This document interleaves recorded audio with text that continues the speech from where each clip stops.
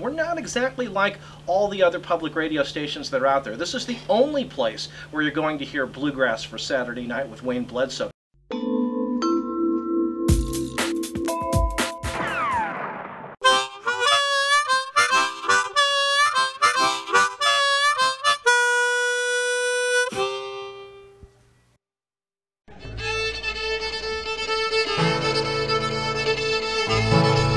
So this story starts out at KMST public radio station on a Saturday night.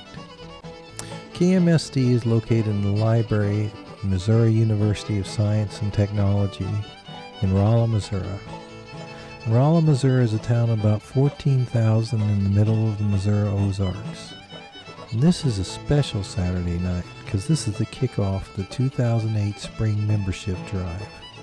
And this membership drive always begins and ends with Bluegrass for Saturday Night, hosted by the legendary Wayne Bledsoe. He is deeply involved in bluegrass music and has been for a long, long time. In fact, here in the hallway at KMST, we're standing right next to a bunch of awards Wayne's won, and these are just some of many he's won for his skill as a program host. We won one for the station being the Bluegrass Station of the Year. That's just the tip of the iceberg. Wayne goes after his interests with great passion, and that's bluegrass is certainly no exception to that. So we're very fortunate to have him here. Another thing about Wayne Bledsoe is that he's a retired history professor, and in fact, he's an internationally recognized scholar for, among other things, his writings on globalization. Oh, and another thing, he's running for state representative as a Democrat in one of the reddest districts in Missouri. Charlie Sizemore there with a song entitled Allison's Band, and basically how great it would be to be a member of Alison Krause's band, and as he says, knows he never will be, but still has the dream.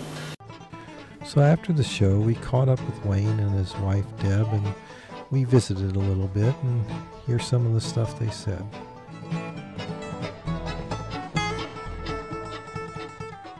I've been asked by many people, why are you running for political office? You've got a very nice, quiet life in your retirement, and it's a very good question. And basically, I'm running because I have to. Wayne really feels that he can make a difference, and I believe that he can.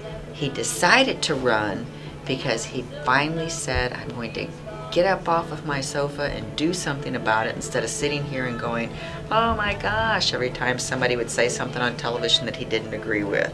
And he said, I decided to quit complaining and just try to do something about it myself.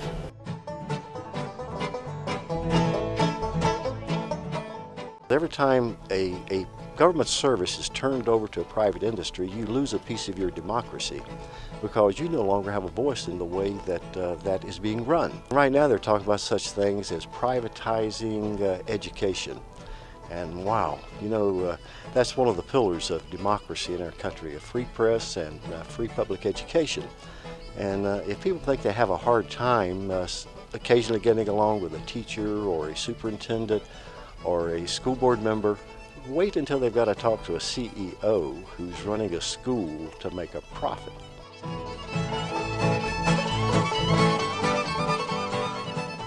Well, basically, I think that the two go together very well because the bluegrass music has always been the music of the people and the general population. And they're not rich, they're hardworking people, and basically that's what I view my political position as, is one of a populist movement where you're interested in the people, the middle class. And I think this populist approach to the problems that we're facing will resonate with the people, and a good chance then that I could be elected.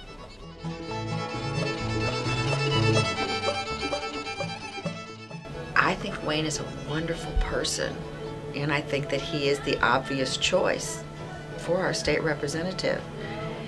But I tend to take everything personal, and whenever somebody doesn't like Wayne for his politics, I'm like crushed over the whole thing. For me, it's very, very stressful. He doesn't look at it that way. It's stressful from the standpoint that you really become totally committed to what you're doing, and consequently you just sort of live and breathe it around the clock 24/7, and the adrenaline flows all the time. But by the same token, that I think makes it a little more effective when you're campaigning. And so basically you're sort of on an adrenaline high for 9 months from the time you file until the election takes place. And it's exciting and also tiring. And so I guess after the first Tuesday in November, I'll rest.